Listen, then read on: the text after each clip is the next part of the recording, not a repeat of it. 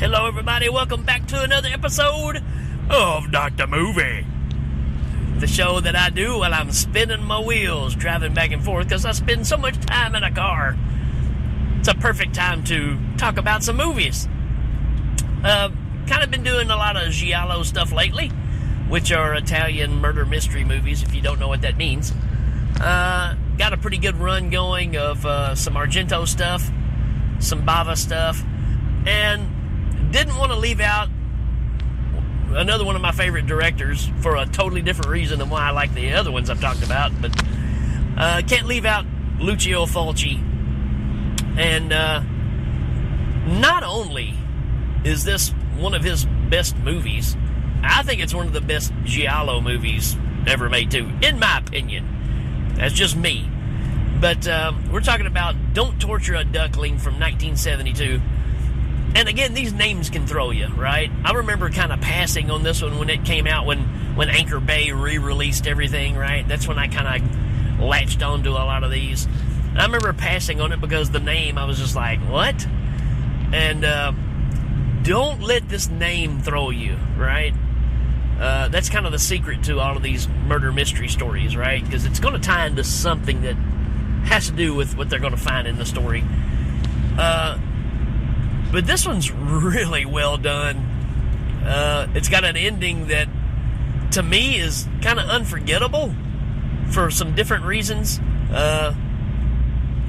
It's kind of laughable at some degree, just because of, technology has changed and the way that they kind of pulled off the ending. But it's unforgettable regardless. I like the ending a lot. But let's see. Let's do a little synopsis here.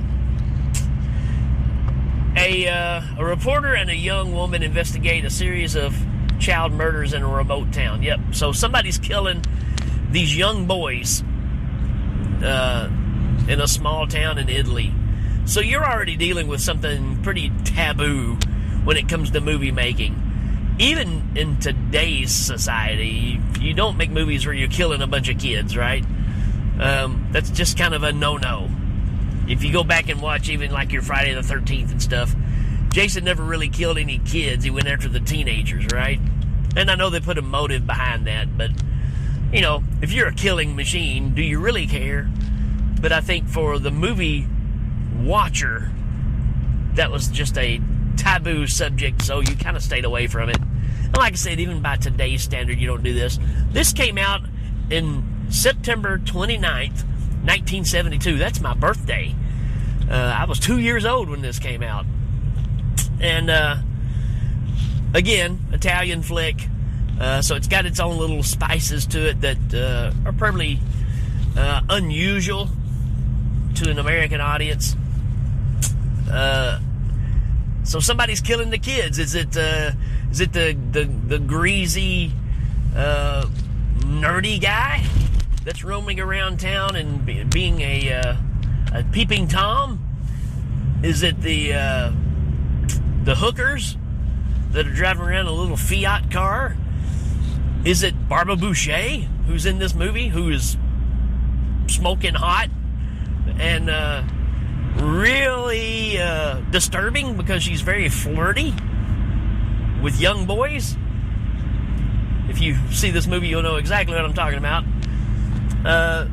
Is it the guy that looks like if Dennis Weaver and the Marlboro Man had an Italian brother? Who's the investigator, the reporter that's in this? And, you got a lot of options here. Is it the crazy woman that's doing voodoo? Who knows? Right? That's the beauty of these films, right? I will tell you this. This is the only giallo that I've watched, and I've picked the right person. So I'll throw that out there. This is one of those that I felt like I had reached a new level because I happened to pick the right person. And it was because of one scene in the movie that, to me, just blatantly said, here you go. So hopefully you'll check this movie out and review it. Maybe you'll see the same scene. I don't know. With that being said, there is a whole scene in this movie that to me is just unbelievable. I put it up there with Tarantino in a way, which Tarantino's a big fan of all these movies, right? All the ideas that he comes up with that we think are so awesome came from these movies, right? He loves Italian cinema and pulls all the time from these flicks.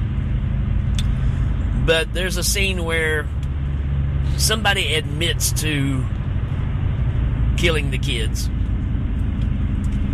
But when the investigators start digging into the story, they find out that it's pretty bogus. So they turn them loose.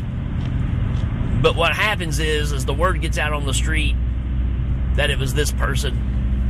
And so a group of 4 or 5 townsmen get together and take care of the problem. I don't know how else to say it. But while this is going on, they pull up in these cars, this mob of people. They're in these, somebody's in a car, but it's basically a radio playing, and you get this brutal scene where they're taking care of business while this song is playing on the radio, and it just, even as many times as I've seen it, it still floors me every time I watch it. It is, I just sit there with my mouth open, just like, wow, way ahead of the game on this one, Lucio. I mean, this again, you can put it there with Reservoir Dogs or, a lot of the films that's got those moments where every time you hear a song, you're going to tie it into this scene of a movie, right? You're not going to hear this song anywhere else, I don't think. But the fact of the way that it's set up and the music is giving you one emotion, but what is happening on the screen is giving you a totally different emotion, and it just is so heavy. And the way that these townspeople have no emotion whatsoever of what they're doing is just, it's incredible. It's an incredible scene. It's brutal. I mean, don't get me wrong. I mean, it's disturbing. It's going to stick with you. So that's really one of the high points, I think, of this movie, and it's 100% Fulci. Matter of fact, he takes the idea from this and uses it later on in The Beyond. So if you haven't checked out my episode of The Beyond, just go back a few episodes and find it and check it out. I do love me some Fulci, right? You want to talk about kind of an outcast in the Italian cinema.